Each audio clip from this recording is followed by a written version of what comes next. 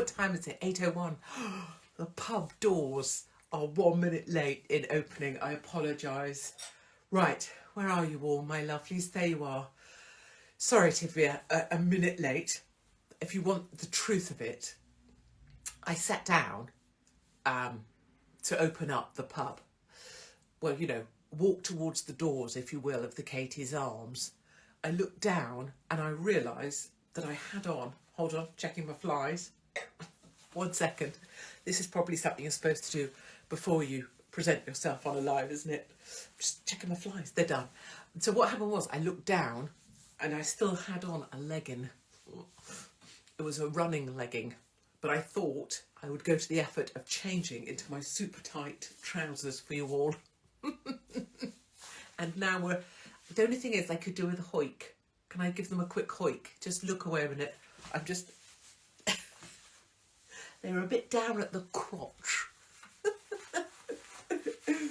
Okay, crotchless knickers. Yeah, well, don't wear those. I've been commando for many years. So here we are. Welcome, everybody, to our online pub, the Katie's Arms. I don't know if you can see it in the glorious glass. I think these are rather nice, actually. Katie's Arms wine glass. Yes, I will be bringing them on tour. Silly Cow tour. April through July. I'm excited. Anyway, welcome to your pub. This is a place for you to just remember what pubs used to be like, to pretend that you're in a pub like you used to be in. You can smoke if you want to. You can say what you think. You can eat scampi fries or what are those pig things we said? Scratchings, pork scratchings, and have a lovely time and remember it like a time before where no one gave a shit and you could do what you want, including being 14 and getting a Bacardi and Coke. What do you stick your tenner to? I know, right? The inside of my trousers? I don't know. I don't have them yet. But I think it was my daughter the other day that said that we should buy me some. Rude. I know.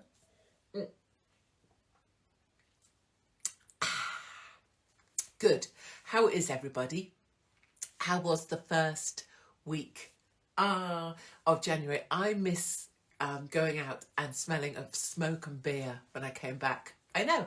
I miss the days of pubs. Oh, shit, sorry. Nearly knocked the whole thing over. I miss the days of smoky pubs as well.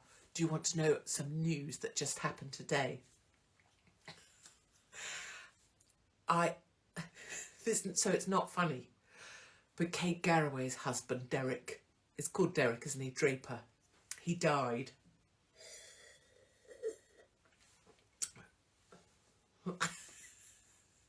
Which is really sad and terrible. And, you know, all best to Kate at this testing time. And it's not funny, obviously. And obviously nobody wants to lose someone in their family. And, you know, you've got to feel sorry for the children and everything. So having said all of that, I feel kind of badly because, you know, Kate Garraway has been kind of part of my routine for quite a long time. Like the whole idea that the only thing longer than COVID was Kate Garraway's telling of it regarding Derek. I'm like that now, right? With my script.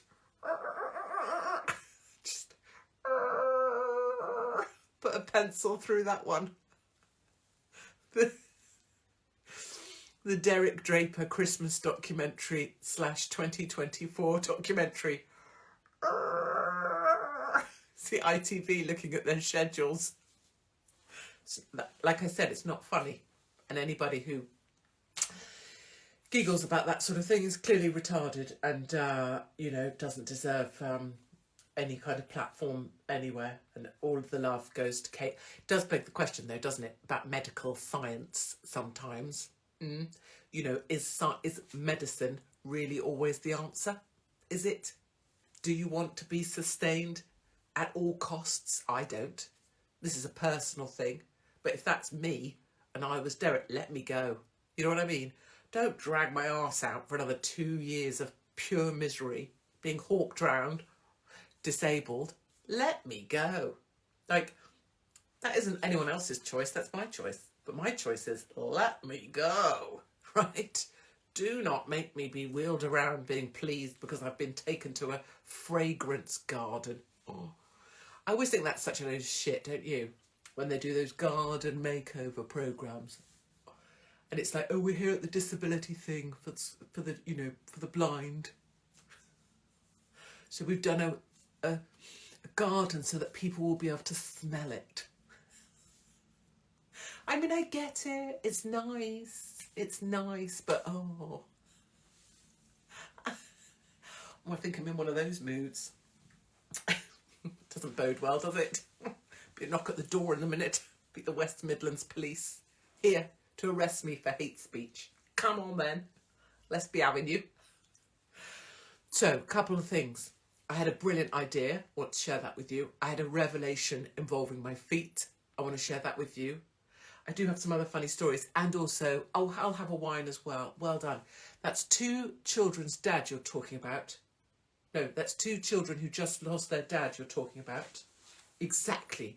It's exactly for the cross lady here. Exactly. That's why it's not funny and no one's laughing. Because that's 2 children's dad you're talking about. Did you come to the pub to be angry? Did you? Did you? Did you come to the pub to have a little preach? I mean, did you? Bear in mind, this is my first wine of the evening. Did you? Because maybe you came into the wrong pub. Maybe if you've got some kind of aggression about me having a giggle about the fact that, fuck me, did we hear a lot about COVID because of Kate Garraway, then please tippy-toe your little fat ass out of the pub. Offity-fuckity piss, please. Because I'm here for a laugh and I'm not here to own your offence. If you're offended, it's your offence, isn't it? Because you're offended, right? It would be like, look, here's a clip. Here's your offence, yeah? Because you're offended at something I said. Here it is. Look, it's butterfly. You felt it. You're offended. But you own it, because it's your offence. I'm offended. So it's yours, so you should clip it on you and then fuckity off. Do you know what I mean? Don't go, my name's whatever and I'm offended by what you said. I'm going to try and clip it on you. Because it's not mine. It's not mine. You're offended. Take your offence on offity fuck. Let me tell you about my feet. So bringing back the 90s with that clip. Oh, I know. A butterfly hair clip. It's actually Zara 2023. But I take your point. So I put this, over Christmas with the girls, I did this thing. I put on a foot thing. And basically you guys will know about this stuff. Offity piss! Exactly to that grumpy, that's 2 children's dad you're talking about. Oh, yeah, strike me down. Strike me down with long COVID and shove a booster up my ass. So you put your feet in, right, and you just leave them and you just sit there with your feet in these like foot masks, like a mask for your face but for your feet. Does anybody know what I'm talking about? I'm still stuck at the commando comment. Yeah, no, I've not worn pants for years. Decades. Some of my girlfriends will say, but that's disgusting. When I had girlfriends, before I had to leave them all because of COVID. But they used to say it's disgusting because where does all that go? I don't have that. We've just had this discussion, haven't we? But I don't wear pants. That's the truth of the matter. And I'm not hiding from it because I don't hide from anything. So, like a face mask, but you put your feet in, right? But you put your feet in, you just do them up, then you take them off and you think, oh, well, that didn't do anything. Now, prepared to be grossed out. Drink. Oh, someone knows. Right. Other people. Oh, my God. I have them on now. Light gloves to moisturise your feet. Yes. My wife just shouted out. Okay. You guys know things. Someone just said she's actually funny. I know. I'm fucking hilarious. All those years, people were like, she's such a bitch. I hate her. And secretly behind that facade of being very cross was this. All the while, laughing in the face of Peaches Geldof. Although, rumour was that I killed Peaches Geldof. I did not kill Peaches Geldof. She came on the sofa with me. Next week, turns up dead. Doesn't mean I killed her. Might be that she had an overdose because she was not stable when I met her. I didn't kill Peaches Geldof, just for the record. Anyway, back to the feet. These ladies know. So I just showed, so I didn't know about the skin. So yesterday I crawled forwards on all fours to the fire because I needed to do some fire, you know, put the coal on the fire, wood on the fire. I love a fire. And I felt something on my foot. And I was like, oh, I must have picked up a, you know, name the thing on the floor, a sticky thing or a ticket or a, I don't know, things that stick to your feet. What do I know? And I looked behind to take off the label or whatever it was that attached it to my, that had attached to my foot. And it was not a label.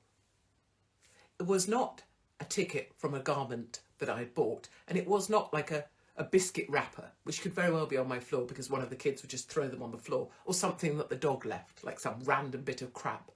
It was my foot trailing behind my foot.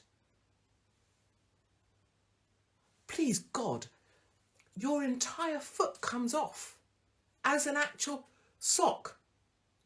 A socky foot comes off your foot. Everybody knows this? Bonsoir from France, hein? Bonsoir, a bisou. My foot was behind me on the carpet. I nearly had a fucking heart attack. So what is my fucking foot doing halfway across the lounge? Then I looked at the other foot's coming off. But I had an idea. So, if you can get these things that make your feet come off, and actually my feet now, I think they're pretty nice. 20, I reckon the foot underneath the foot was like from when I was 20. So I figured I now have 20-year-old feet. Why, Tesco? Why don't we invent one that is your whole body, right? So you get in it like a sleep. So you can buy it at Tesco's in the same aisle in one of those little packet. You rip it open and it's a body bag, not in a dead person sort of way. You get it. Let's see your feet. No, I get asked that all the time. People offer me money to take pictures of my feet. What's that about? So people get off on feet. I could have sent them maybe that's a way of, if like things get really tight, I just send them the skin that comes off my feet from one of these things. What about, so here we go. So instead of a foot mask, it's a body thing. So you get into it like this, like a onesie, and you put all your hands in it, everything right up to here. And then just sit in it like that, watching telly. And then like after 10 minutes, you take it off, wait a week, and then your whole body will come off. And then underneath, like all the bits that are like a bit wrinkly or like you've got a sunspot or whatever, all that would come off. All of this, all of these layers. That's my proposal. I'm going on Dragon's Den with it. I'm going to try it out on that wrinkly woman. What's she called? I need the gel body bag. There you are. What's the wrinkly dragon with the chins worse than mine? Deborah. I'm going to get Deborah to sit in the gel body bag right up to her chin like this. And a week later, half of Deborah Meaden will come off while she's sat with... Is she still a dragon? Don't know. Peeling it off, Deborah. Deborah in a gel body bag. Be a winner chicken dinner, wouldn't it? You want to hear my second idea? I've been full of ideas. Deborah Meaden. There we are. The doc can peel your whole body. The doc will see you now. Lovely. How's my epilepsy since I had the op? Yeah, I don't have seizures anymore. Fits, whatever you want to call them. Call them what you want. They're shit. But I don't have them anymore. I'm very lucky. So, the other idea. Do any of you watch... she gets her hair done in Wellington. Ireland is here. I'm over in Ireland soon. If you're in Ireland, you need Silly Cow tour tickets because it's going to be epic. So, yes. Do any of you watch The Repair Shop? Do you know what I mean? You look like... I'm looking like Daniela Westbrook. Wait, what? What? Me? With this nose? Wait, isn't Daniela Westbrook the one that doesn't have a nose? How do you think... Are you saying I look like Danielle Westbrook? the lady without a nose. I'm not being funny, but I got beaten up in Miami for being Jewish. I'm not even Jewish. And of course I didn't get beaten up because I scared the bastard. But, okay, let's go back to the point. This is the idea. Ready? The repair shop. Yes. So basically people bring things in, don't they? Ooh, ooh, ooh. Oh, this used to be owned by my great-great-granddad. Cry, cry, cry. Could you mend it for me? Because then I'll feel like I'm closer to my granddad. And they get their repairs done for free. Good story, emotional hook, a bit like X Factor, but without the annoying singing. Old people mending things, leathery, leathery, stitchy, stitchy, stuffy, stuffy. Amazing. That's the repair shop. I had an idea. Ready? Katie, we're coming to Purfleet. Can we just say, Stephen Hawkins, what the fuck? So good. We'll park my idea. Remind me about it in a minute. You're amazing, Katie. Great nose, by the way. Thank you. I look Jewish, but without the benefits. I think that's supposed to be anti-Semitic to say that, but given that I'm called Jewish, I don't see how I can be anti-Semitic. Should we do Stephen Hawking first? Fuck! I always knew something was weird about Stephen Hawking, because didn't his first wife leave him because he had an affair with someone? And then wasn't there a thing about a wife leaving him because he was mean and cruel? This is Stephen Hawking, who talks through a machine. How can you be like done for being abusive to women? When you just talk through a machine, and you can't move your body, but you talk through a machine. A, how are you abusive to a woman? If you talk through a machine and select letters with your eyes. A. B. Hold on, that's quite hard work. How do you have an affair when you're a paraplegic? And you can't move your body, but you speak with your eyes. What are you having an affair with? What are you sticking where? Are you just doing it with your eyeballs? I thought it was his wife that abused him. Oh, maybe. Maybe, but imagine being forced to perform. Well, look, someone abused someone. I don't know, but I know there was a whole abuse. But how do you abuse someone when they can only move their eyeballs? So that? How do you have an affair? When you can only move your eyeballs. How does someone know that you're having an affair? Hello, I'd like to fuck you instead of my wife. Is that how you do it? I'm quite good at it. I'm quite good at Stephen Hawking, aren't I? Okay, all of those questions. And then question C, how do you end up on Epstein's Island? Yes, please. I'd like to hook a seat on the plane to Epstein's Island. Did they have a ramp to get him up? I don't know. And then what were people doing to him on it? Did they... If you're paraplegic, presumably none of that moves. So what are they doing? Just, sucking away on like a spaghetti? I don't know. Yes, please. Please, can you stick your thumb up my bum? I don't know. I'm just speculating on what Stephen Hawking may have said using his eyeballs alone and why he happened to be on the pedo island and what that means. No one's really asking these questions. These are the questions we need answers to, but no, everyone's afraid to say them because it sounds like you're being ableist. You're not being ableist, you're just saying, how did he abuse young girls when he can't move his penis? I don't know, but he did. Allegedly. So they say. Fuckers. All of them. All of them. And can I just say, in a moment of seriousness, this whole idea, right, that you're being given names or you're going to get the list or any of that, that's a load of shit. That is a load of pure shit. I know probably some of you know. If you know me, you'll know. But you're being told, look over here. Look over here. Look, this judge, she's going to release some names. Look over here. Believe me, they're not telling you shit. They're not telling you anything they don't want you to know. This idea that a judge has forced the release of names, bullshit. This is, look over here. Look, something else is happening over here they don't want you to be looking at. So they're giving you this so that you go, and over here is where the real stuff is happening. So if you're seeing a picture of Stephen Hawking, believe me, much worse is happening over here. I mean, I know you know. Right, let's go back to the repair shop. So you got the summary. It's always a ruse. It is. Great word. Great word. Repair shop. Are you ready?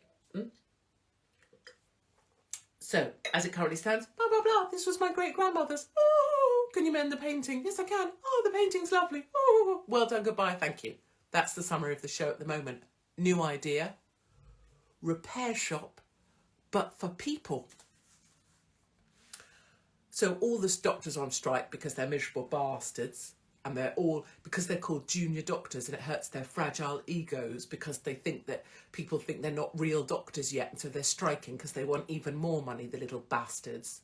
Get back in, get your operations done, and stop being prima donnas. The reason you get to be a junior doctor is because one day you get to be a consultant. And when you're a consultant, you can charge the fucking earth, and you can do your private sector work, and you'll get paid an absolute mint, and you'll be worth a fucking fortune. So suck it up, sunshine. Get back on the ward, get sorting out those surgical lists, and stop pissing off our elderly who've paid into your salary all their lives. And it doesn't matter how much more money we throw down the stinking rat hole that is the organisation called the NHS, because it will never get better because of the inefficiencies. So get back to fucking work, stop fucking moaning, and get ready to be a consultant when you get paid the earth. Plus the fact your mother gets to brag about the fact that you're a doctor, because that's seen as being special. So that's kind of a side benefit you already get. Screw you, get back to work. Okay, so that was that. But anyway, the repair shop, right? But for people. So instead of coming in with like your little, you know, here I go, hold on. I'm trying to find something to articulate what I'm trying to say. So I literally can't find something. So instead of coming in with like, oh, this is the old book, and it used to look like this, but now it looks like this, and I would so love it if you could make it look like I remember it when I was a child. Instead of that, right, instead of the book, you illustrated works of Lewis Carroll, excellent choix by moi. Instead of that, you bring in an old person, right? So you wheel him in, like I'd wheel in, you know, a Relly, like my dad, and go, look, this is my dad. He used to look like this. Look at him. He used to have hair. He didn't used to have this weird thing here. He used to be able to hear. He used to be able to see. He didn't used to have these big black things in his teeth that were the dentist's like fillings back in the day. Please, can you sort out my old person? So you basically wheel in your old person, right, to the repair shop, and then a team of very clever people go, well, I think I could do something about those eyes. I think I could do something about that hearing. And then by the like magic, like 2 weeks later or a bit longer, keep him for 6 months if you want, you wheel him back out and you go into the repair shop, right? And then under the towel is your dad. So they throw a blanket over him and you walk in going, oh no, I'm excited. I'd quite like to see what he looks like now. And they go, ta-da! And they unveil your dad, but like he can hear and see and hasn't got cancer of the head.